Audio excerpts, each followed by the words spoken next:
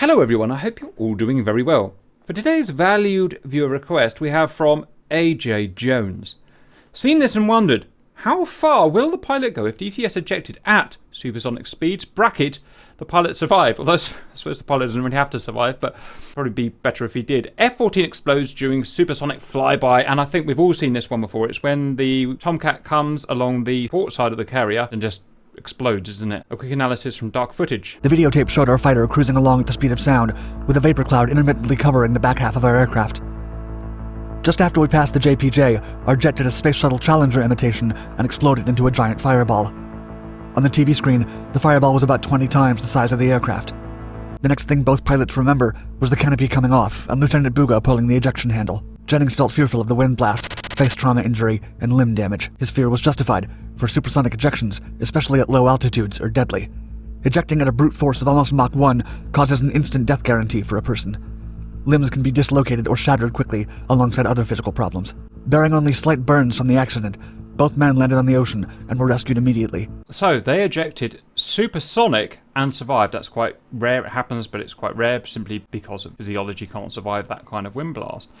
Now, in DCS, we're very lucky that our pilots always survive the ejection at any speed indeterminate of wind blast. So we can eject at Mach 3 and we won't die due to wind blast because it's just not modeled in DCS, which is great, which means we can have some fun.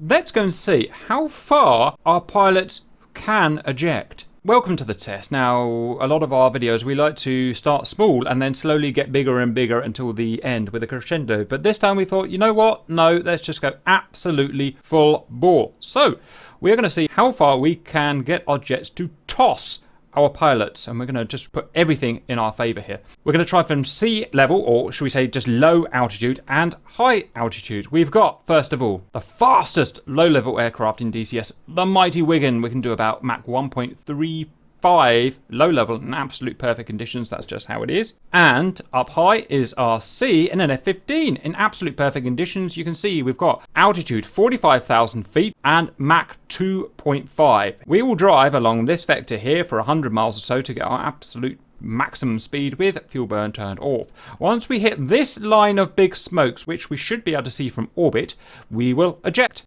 At that point, our pilot will carry on floating this way due to physics and eventually land.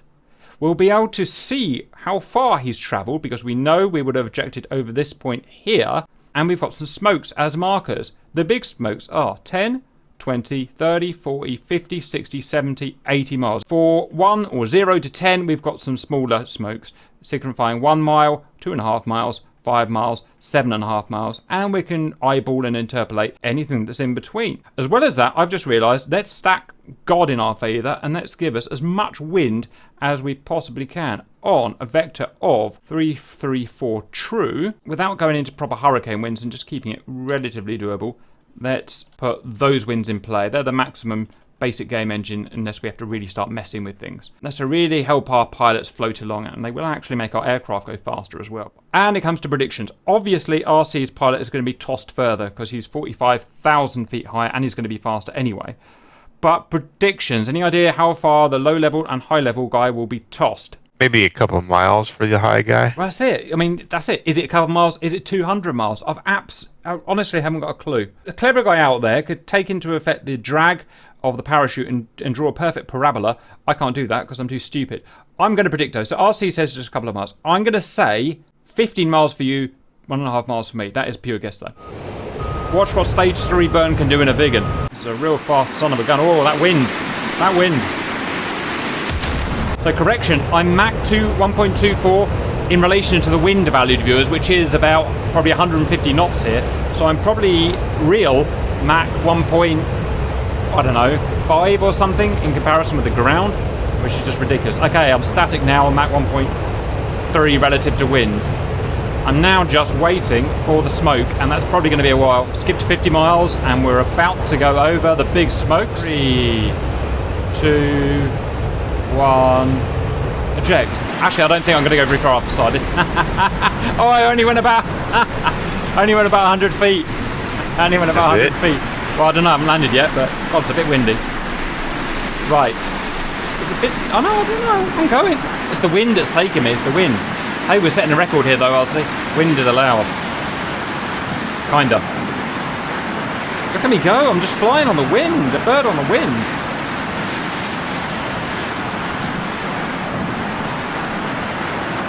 And I am alive and well. Have you landed? No, I'm still on the wind. And I'm down. Oh, I died! Welcome back, valued viewers. Turns out the wind is not a good idea. The pilot dies, and, well, there's not much point if we have a pilot that's dead, so otherwise it's just a carcass tossing competition. And that is very dark. That's like in the old school fights when you toss carcasses into people's castles to give them diseases with catapults and trebuchets. We're not into that. Go Sandvigen. One. Just found a pilot over there. I'm out. Look at that Vigan go! Mach 1.3. Oh my god, I've gone nowhere. That can't be right. Can it? Oh man, what is going on with this autopilot? Jesus. Well,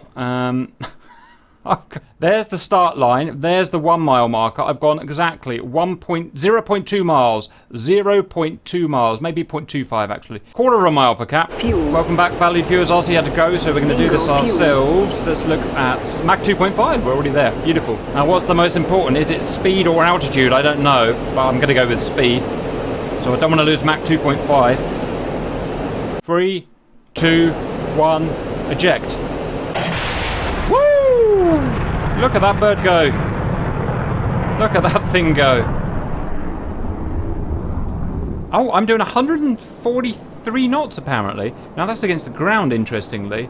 Am I going down or up? I can't do a flyby, so I don't know. I think I'm going straight down. I'm going straight down. I'm going straight down. If anything, I might be going backwards, actually. Oh, that's a problem. I haven't actually gone anywhere. Why? I don't get it.